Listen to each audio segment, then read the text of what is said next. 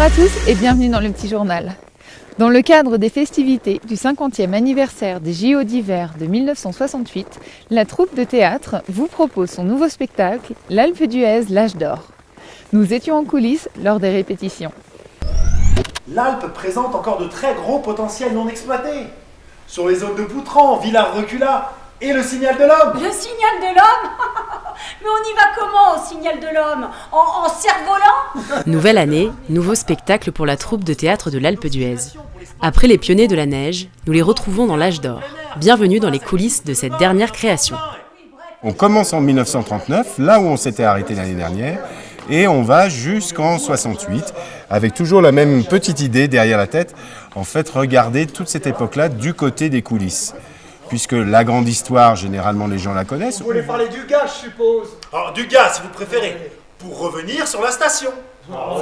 Et la grande nouveauté de cette année, c'est qu'en fait, on aura des images de l'INA, donc, qui seront diffusées pendant le spectacle. Et on espère des archives que les gens connaissent peu ou pas, comme la question de la vie quotidienne à l'Alpe d'Huez dans les années 50. C'est pour ça que le spectacle s'appelle l'âge d'or, parce qu'on a essayé de travailler sur un état d'esprit vraiment très festif dans cette période d'après-guerre.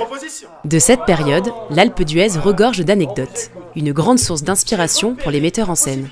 C'est un peu cette idée de mettre la petite histoire en regard de la grande histoire, puisque l'Alpe d'Huez a quand même la chance, le coup de bol, d'avoir été vraiment un acteur, certes mineur, mais en fait, à chaque fois, à des moments particuliers, comme le Tour de France, comme l'histoire du Bob, et tout ça, ça fait des grands moments à raconter en théâtre. J'ai proposé que Grenoble soit candidate pour organiser les Jeux Olympiques de 68.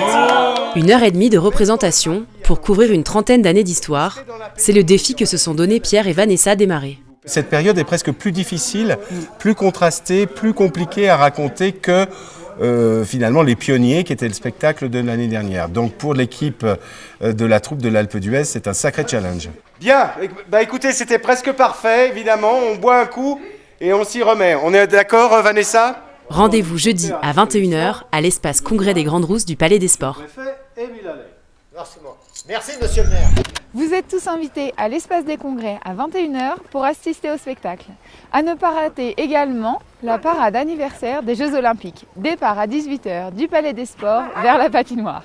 Les stars étaient invitées à l'Alpe d'Huez au mois de janvier pour le Festival du film, l'occasion de les soumettre au quiz de la montagne. Aujourd'hui, c'est Thierry Lhermitte qui s'y colle. C'est comme à la police. Non.